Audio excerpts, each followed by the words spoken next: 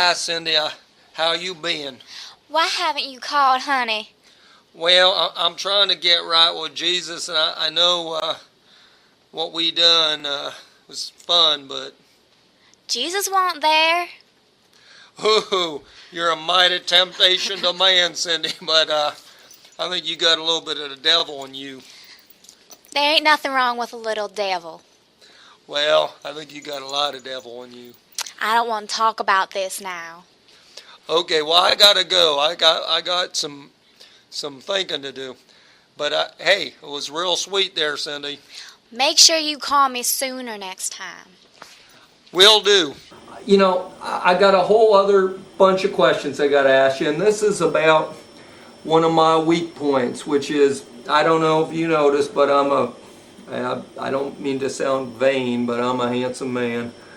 And all my life, since I was about 11 years old, women just can't keep the damn hands off me. It ain't my fault. I'm a handsome man. So anyway, the devil got into me real young, and I've done things with lots of women, and it weren't till I met this Libby Ellen Spooner, who's now, it's the first time I ever had a friend who's a woman. I kind of got to know women sort of from the belly button down, if you know what I mean. Well, I guess that's not real appropriate, but anyway. But this Libby Ellen, she's different. She ain't like most women. One of the things she told me about is that in the Bible, there's a lot of what she called is sexism, where they treat women like hell and the men get to do every damn thing they want. Is that the way Jesus wanted things? I'd say no, and I think that Libby Ellen, that she sounds like a remarkable woman. She's on the right track there. She's actually unlike any other woman I ever met. It is true that women have been poorly treated in the Bible, and Jesus came along and reversed that again. He gave women an important part in his ministry, and he always respected them.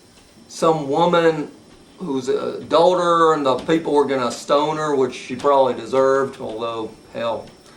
Well, I don't believe anybody deserves stoning, first of all. But no? Yeah, I guess I don't either. Hell, I'd been dead a long time ago if that was a case. That parable is an important lesson for all of us, because in that instance, she had committed adultery, but somebody had to have committed adultery with her. It's she who was singled out to be stoned, to be punished. And Jesus says, not only, he doesn't address that issue directly, but he says, anybody here who doesn't have a sin is free to toss that stone, because he knows that everybody there has something to be ashamed of. Oh, that's pretty damn clever of him. So what was happening? He was just wandering through the town, maybe turning water into wine, that kind of stuff, and then all of a sudden this pretty old gal was caught with her pants down or something, and everybody gets their rocks, and they're about to throw them right at that woman, and she says, go ahead, throw them if you ain't got no son yourself. Something like that. Something like that, and and they just dropped their rocks. I bet they just dropped them right on the ground because they knew they had been no good themselves. You'd like to think that. I'm not so sure that that's how it worked, because a lot of stoning still went on, and a lot of stoning goes on today. Oh, I guess that's true. Probably stoning in different forms. Well, I got one more question. Now, how sinful is it to kind of tomcat around a little bit with all the fine young things that live in Florence, South Carolina? Because, it ain't my fault, but they're all over me. And I'm a man, and I got my needs. So what do you think about that? Does God get real pissed off when a guy does what a guy does?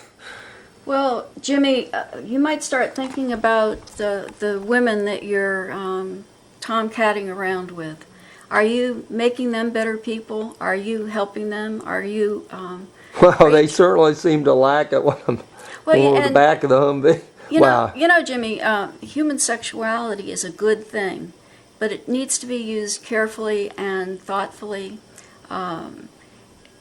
I think it would be good for you to start to settle down. Find some woman and treat her right, and enjoy your sex with one person. Well, That's something new for me, but I'll give it some thought. Thank you. That's telling me to maybe think about getting married. That's the best way to have a healthy relationship, but I'm asking you to give this careful thought and think about the women. Think about what you leave them with. Do you leave them with any kind of... I leave them with a big smile on their face. Yeah, that's temporary, though. Oh. Think about the women and how they're going to feel later on. Are they going to feel good about themselves?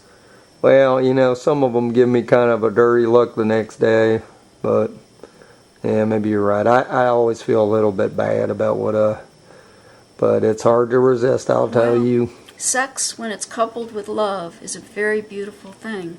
But sex, when it's squandered and used frivolously, can be hurtful.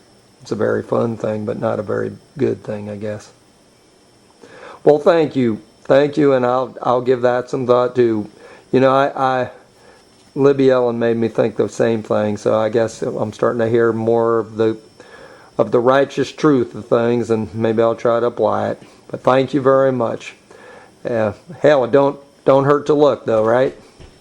Jimmy, I wish you the very best. Okay, thank you, and I wish you the very best too. You're the first lady minister I ever met, and you may be just about the finest one I ever met. Thank you very much. You're welcome, Jimmy. Make sure you call me sooner next time.